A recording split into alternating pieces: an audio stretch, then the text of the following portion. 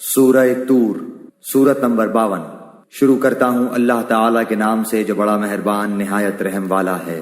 قسم ہے طور کی اور لکھی ہوئی کتاب کی جو جھلی کے کھلے ہوئے ورق میں ہے، اور آباد گھر کی اور اونچی چھت کی اور بھڑکائے ہوئے سمندر کی۔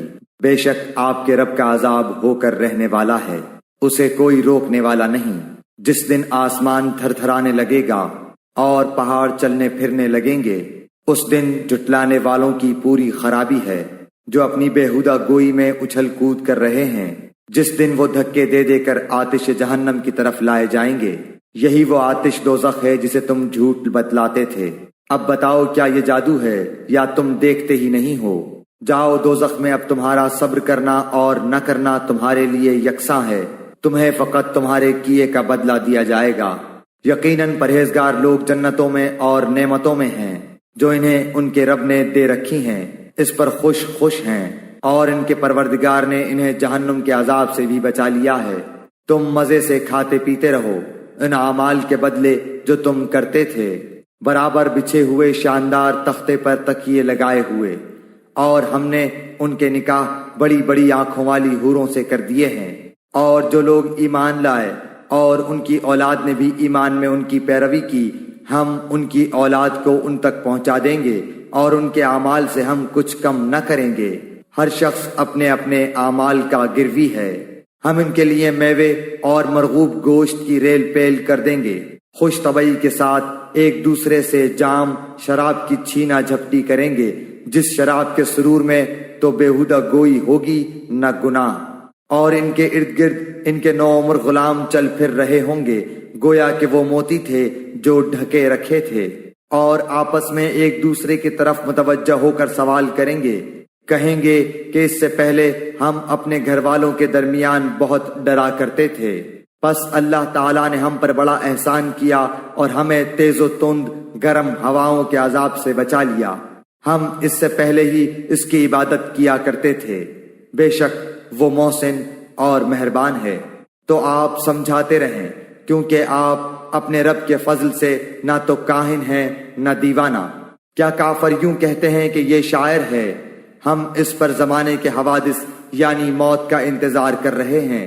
کہہ دیجئے تم منتظر رہو، میں بھی تمہارے ساتھ انتظار کرنے والوں میں ہوں۔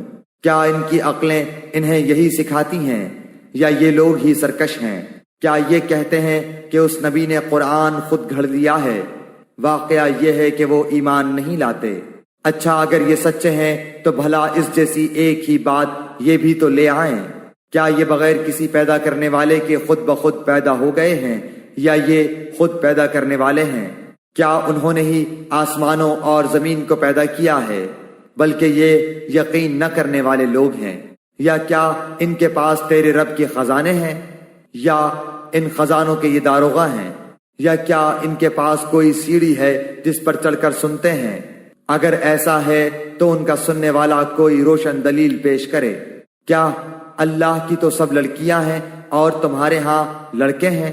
کیا تو ان سے کوئی اجرت طلب کرتا ہے کہ یہ اس کے تاوان سے بوجھل ہو رہے ہیں؟ کیا ان کے پاس علم غیب ہے جسے یہ لکھ لیتے ہیں؟ کیا یہ لوگ کوئی فریب کرنا چاہتے ہیں؟ تو یقین کر لیں کہ فریب خوردہ کافر ہی ہیں۔ کیا اللہ کے سوا ان کا کوئی معبود ہے؟ ہرگز نہیں، اللہ تعالیٰ ان کے شرک سے پاک ہے۔ اگر یہ لوگ آسمان کے کسی ٹکڑے کو گرتا ہوا دیکھ لیں تب بھی کہہ دیں کہ یہ تہ بتہ بادل ہے، تو انہیں چھوڑ دے یہاں تک کہ انہیں اس دن سے سابقہ پڑے جس میں یہ بے ہوش کر دیے جائیں گے، جس دن انہیں ان کا مکر کچھ کام نہ دے گا اور نہ وہ مدد کیے جائیں گے۔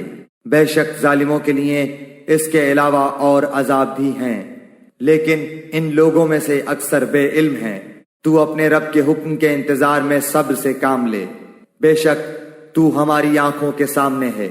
صبح کو جب تو اٹھے اپنے رب کی پاکی اور حمد بیان کر، اور رات کو بھی اس کی تسبیح پڑھ، اور ستاروں کے ڈوبتے وقت بھی۔